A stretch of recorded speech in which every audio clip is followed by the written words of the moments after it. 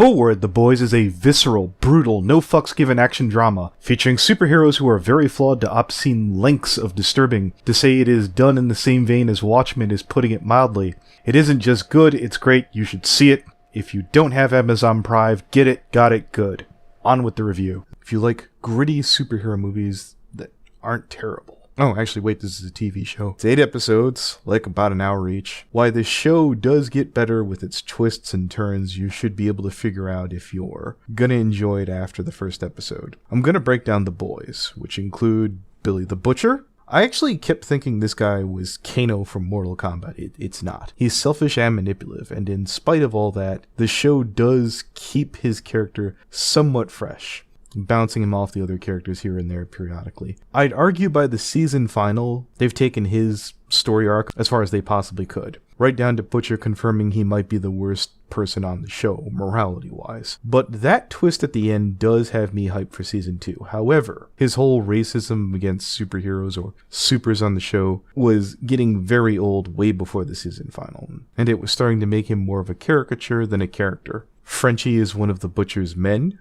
who goes from being a drug-addled psychopath and arms dealer, and we slowly grow to learn that he is a mountain of empathy. It is a nice twist that Frenchie keeps getting himself in trouble because he cares too much. The early fake-out from him being a surface-level scumbag to his soft inner core. Unfortunately, once you notice it, you kinda will start to notice that maybe Frenchie isn't nearly as deep as all that. It's one big major extreme to getting stuck on the other end. Hugh, I'd argue, is the everyman. He is the stand-in for the audience. He goes from being a naive kid who gets pulled into the Butcher's world of trying to rise up against the superheroes or super menace after his girlfriend is horrifically murdered in the first episode. And when I say horrifically murdered, it's something that plagues him throughout the entire series. His character is the one who has the most growth, especially to the obscene lengths and levels the show takes it. He ends up with the saintly sweetheart of the show. We'll get there in a bit. But with all the powerful chess pieces on the board, it is interesting how much Hugh moves things along. Mother's Milk, just go with it, is this well-to-do, I guess,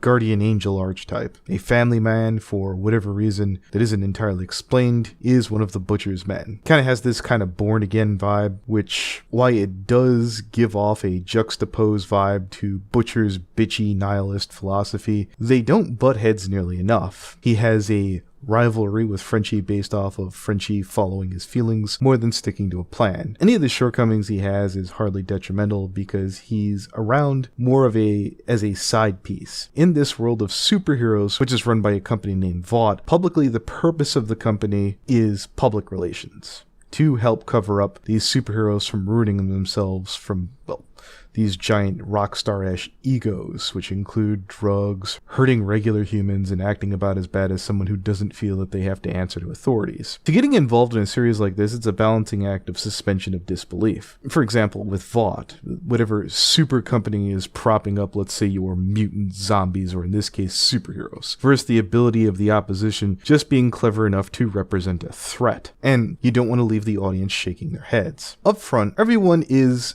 kind of a fuck up on this show. If you've ever seen, let's say, a movie like Aliens or Resident Evil, or insert whatever evil tech corporation you can think of out there, you've seen what we're talking about. And the swerve here is that the company isn't the worst thing on screen. Is Vought a soulless corporate enemy? Yes. However, they also do realize that killing people is bad for business, and most of the real terrible things that happen are in spite of Vought, not necessarily because of it. I've seen enough of the stories where the corporate executives are the main opposition just one too many times, whether it be RoboCop or Captain Planet, for crying out loud, etc., of this corporate entity being the bane of the world. Yes, I do find it believable, but again, yeah, I've seen it too many times. Imagine, just for example, if I were called upon to suspend disbelief, and I know this is pushing it, let's say Google wasn't the worst thing in the world, and it was more about people on various extremes pushing the limits of what people can and can't do on, say, YouTube, aka Google, having to then do damage control to try and keep itself functioning. Now, I'm not saying that always goes down, but I'm sure it has happened. Now,